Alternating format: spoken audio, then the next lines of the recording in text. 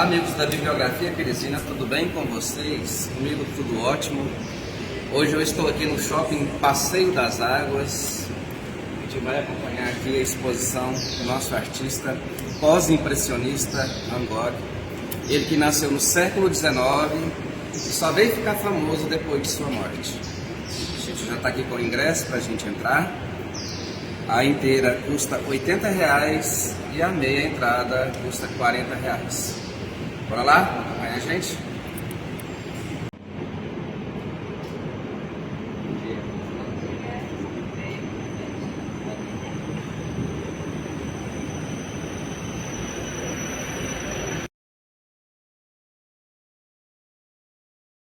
Quando a gente pensa na obra e na carreira do pintor holandês Vincent van Gogh, a gente pensa não só naquelas manifestações artísticas, naquelas obras de arte, como Girassóis, ou A Casa Amarela, ou O Quarto do Artista. Essa é uma história que, em grande medida, constitui uma espécie de arquétipo da arte moderna. Quando a gente pensa na carreira do Van Gogh e nas pinturas do Van Gogh, a gente pensa em uma pessoa que não se corrompeu pelo reconhecimento que um sucesso poderia trazer em vida. Ele foi um sujeito que pintou até o final, sem ter o reconhecimento de ninguém. Talvez não seja bem assim, é claro, ele teve um reconhecimento, sobretudo no final de sua curta vida, mas só de uma crítica muito especializada ali nos meios de vanguarda de Paris, onde ele morou por um tempo. É claro, na maioria das vezes, se a gente pega os exemplos próximos dele, os familiares, as pessoas que trabalhavam com arte, que estavam próximas dele, ele não teve um reconhecimento que a gente poderia dizer que foi uma trajetória de sucesso. Ele foi um sujeito, portanto, que se dedicou à arte dele até o final, sabendo que aquilo era uma espécie de missão. Eu digo isso porque antes dele se tornar pintor, ele tentou a carreira em outras duas profissões. A primeira tentativa foi na carreira de comerciante de arte. Ele tinha um tio que tinha o mesmo nome que ele, chamado Vincent van Gogh, que era um dos mais importantes comerciantes de arte do período. E ele, por pertencer ali à família, se interessar por arte desde cedo, também ali embarcou na carreira de comerciante de arte, na carreira de marchand. E ele produziu, portanto, teve um período ali como comerciante de arte que acabou não dando muito certo. O começo foi bem, mas no final ele começou a não dar muito certo, ele não vendia as obras que ele não gostava, e é claro que isso não agradava aos patrões nem um pouco. Depois de ter saído da carreira de comerciante de arte, ele tentou a carreira de pregador religioso. Se o tio dele era um comerciante de arte, o pai dele era um pastor protestante, e ele tentou seguir a carreira do pai. Só que ele tentou estudar para a Universidade de Teologia, os estudos não deram certo, e ele se tornou uma espécie de pregador religioso livre. O grande acontecimento dele como pregador foi um distrito de mineradores na Bélgica chamado Borinage, onde ele pregou para as pessoas mais miseráveis da época. Trabalhar em uma mina de carvão do século XIX, dos anos de 1800, era de fato uma atividade muitíssimo dura. E lá foi o Van Gogh que estaria para se tornar pintor, ele se torna pintor justamente em meio a esses trabalhadores, mas ele foi pregar para esses trabalhadores, pregar, portanto, um evangelho puro. Ele, ao contrário dos pastores que tinham uma carreira bem estabelecida, ele vendeu tudo que ele tinha e quis viver de uma maneira tão pobre quanto os trabalhadores que lá trabalhavam. É claro que as pessoas ficaram um pouco assustadas com tamanha devoção, e ele teve a licença dele cassada por essa e por outras razões. Depois disso, como uma espécie de missão, ele tinha 27 anos, o que é relativamente tarde para começar uma carreira artística, sobretudo quando a gente pensa no século XIX, ele começa, portanto, uma carreira de artista não porque ele pretendia muita coisa de início com isso, mas porque aquilo surgiu para ele como uma espécie de caminho necessário. Então, se havia um sentido de missão na carreira como religioso, ela de algum modo continua na carreira como artista. E assim ele foi, sem ter um talento exuberante. Ele não tinha aquele talento, por exemplo, que outros artistas da época dele, como Toulouse-Lautrec, tinham desde cedo. Ele teve que lutar no começo, desenhar aos poucos. E se a gente olha para os desenhos que ele fazia com quase 30 anos, a gente duvida que alguém poderia se tornar pintor desenhando daquele jeito. Mas, é claro, insistindo, ele foi melhorando, ele foi se aprimorando e produzindo as obras dele, não porque alguém queria que ele tivesse produzido, não porque alguém comprasse ou bajulasse ele como artista, mas porque, de algum modo, ele queria continuar fazendo aquilo como o único caminho necessário para a vida dele. Então, quando a gente olha para uma pintura do Van Gogh, é quase impossível não levar em conta os aspectos dessa vida sofrida que ele teve. E isso acontece por iniciativa da própria família, por iniciativa das próprias pessoas que promoveram as obras dele depois que ele morreu. É interessante, então, porque a gente pode tomar o Van Gogh como um exemplo de um artista que é admirado não só pelas obras excepcionais que fez, como Girassóis, aqui já mencionados, mas sobretudo pela biografia dele. Alguém que colocou a arte acima de tudo, a despeito de toda a rejeição da vida. É claro que isso gera um mito que está muito para além da própria vida do Van Gogh. Quando a gente olha para os documentos, quando a gente tenta colocar um olhar frio sobre a carreira dele, é claro que ela continua muito sofrida, mas sem o glamour que ela vai ter depois, sem a glamourização dessa espécie de carreira trágica. Se a gente olha para as obras de arte, para os filmes, para a literatura, para tudo que foi produzido sobre o Van Gogh ao longo desse período todo, mais de um século desde a morte dele, a gente vai encontrar um mito que se emancipa da própria carreira do indivíduo, dos próprios fatos da vida dele. Mas fica uma pergunta, será que não é assim que a gente desenvolve os discursos de arte? Será que a ideia de um mito associado a uma biografia é uma coisa que pode ser separada de um modo tão claro? Para alguns pesquisadores, sim. Para alguns pesquisadores, a gente pode encontrar uma espécie de verdade histórica na vida do artista. Mas se a gente olha para a história das obras dele, se a gente olha para a história da biografia dele, eu acho que dificilmente a gente consegue separar uma coisa da outra. É uma história de um fenômeno cultural ao longo de um período de mais de um século que mostra não só elementos sobre a vida desse artista, mas que contribui para o entendimento de toda a arte moderna.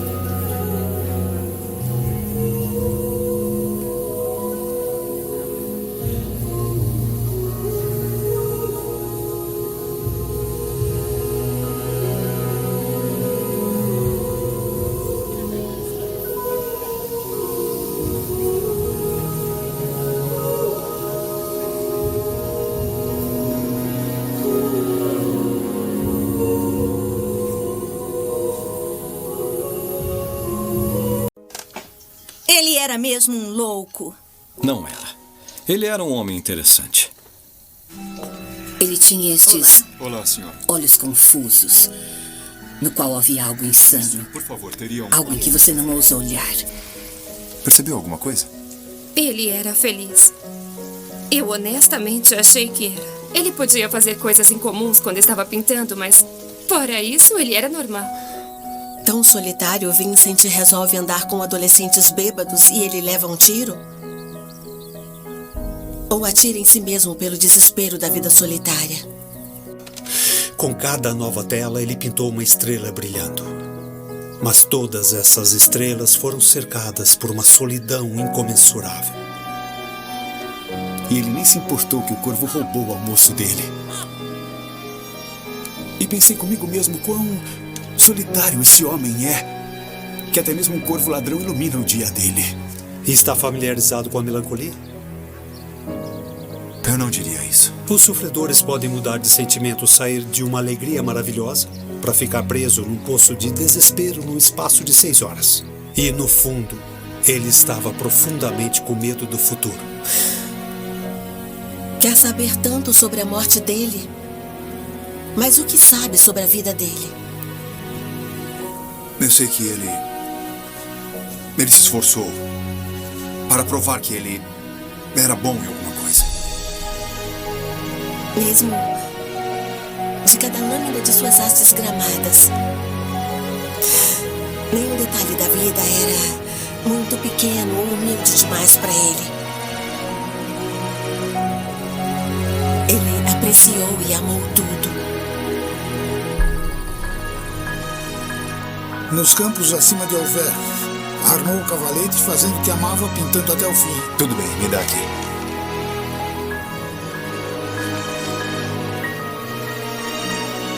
Na vida de um pintor, a morte talvez não pareça algo difícil de acontecer. Eu mesmo declaro que não sei nada sobre isso.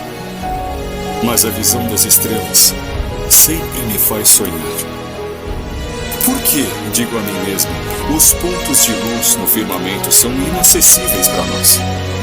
Talvez precisemos da morte para alcançar uma estrela? E morrer de velhice para chegar lá a pé. No momento eu vou para a cama, porque é tarde.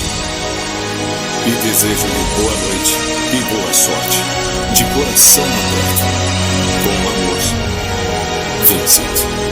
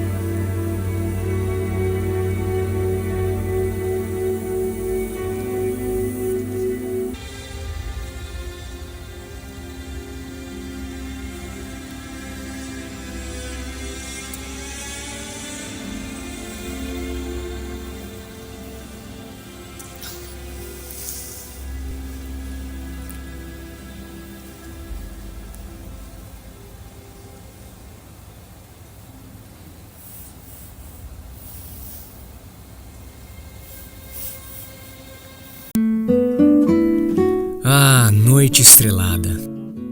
Pinte suas cores de azul e cinza. Olhe os dias de verão, com olhos que conhecem a escuridão da minha alma. Sombras nas colinas. Desenhe as árvores e os narcisos. Sinta a brisa e os arrepios de inverno, em cores na terra de neve. Agora eu entendo o que você tentou me dizer, e como você sofreu por sua sanidade, e como tentou libertá-los. Eles não queriam ouvir, eles não sabiam como, mas talvez eles te ouçam agora. Ah, noite estrelada. Flores em fogo com chamas brilhantes, nuvens que giram em uma neblina púrpura, refletem nos olhos azuis de Vincent. Cores mudando de tom. Campos matutinos de grãos âmbar. Rostos cansados com dor são acalmados pelas mãos afetuosas do artista. Agora eu te entendi. Quem sabe eles te entendam agora também? Porque eles não podiam te amar, mas mesmo assim o seu amor era verdadeiro. E quando não havia mais esperança, naquela noite estrelada, você tirou sua própria vida, como os amantes geralmente fazem. Mas eu poderia ter te falado, Vincent. Esse mundo não foi feito para alguém tão bonito quanto você. A noite estrelada. Retratos pendurados em corredores vazios, faces sem molduras, em paredes sem nomes, com olhos que observam o mundo e não esquecem, como os estranhos que você conheceu, os homens acabados em farrapos. O espinho prateado de rosas sangrentas está esmagado e quebrado sobre a pura neve. Agora eu acho que eu sei o que você tentou me dizer, e como você sofreu por sua sanidade, e como tentou os libertar. Eles não queriam te ouvir. Na verdade, nem querem ainda. E talvez nem nunca hão de ouvir. Azar o deles.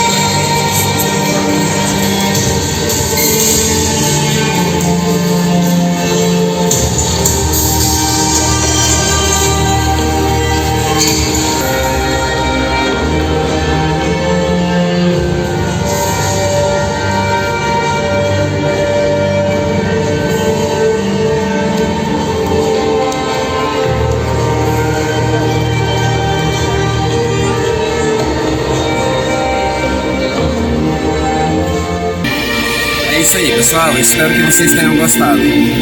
Até a próxima.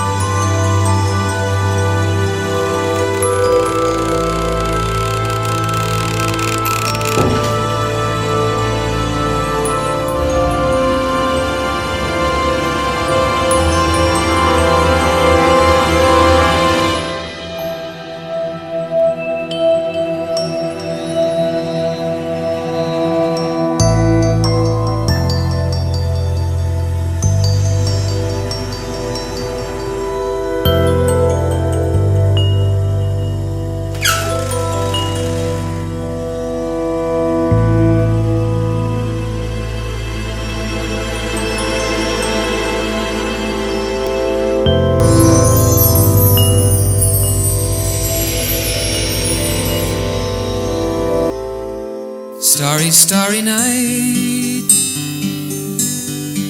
paint your palette blue and gray. Look out on a summer's day with eyes that know the darkness in my soul. Shadows on the hills, sketch the trees and the daffodils, catch the breeze and the winter chills in colors on the snowy linen land. Now I understand what you tried to say to me, and how you suffered for your sanity, and how you tried to set them free. They would not listen, they did not know how. Perhaps they'll listen now. Starry, starry night, flaming flowers that brightly blaze, swirling clouds in violet haze, reflect in Vincent's eyes of china blue, colors changing hue. Morning fields of amber grain, weathered faces lined in pain, are soothed beneath the artist's loving hand. Now I understand what you tried to say to me, and how you suffered for your sanity, and how you tried to set them free. They would not listen, they did not know how. Perhaps they'll listen now, for they could not love you, but still your love was true.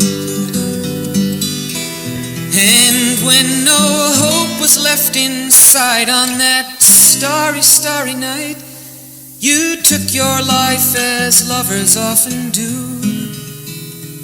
But I could have told you Vincent, this world was never meant for one as beautiful as you.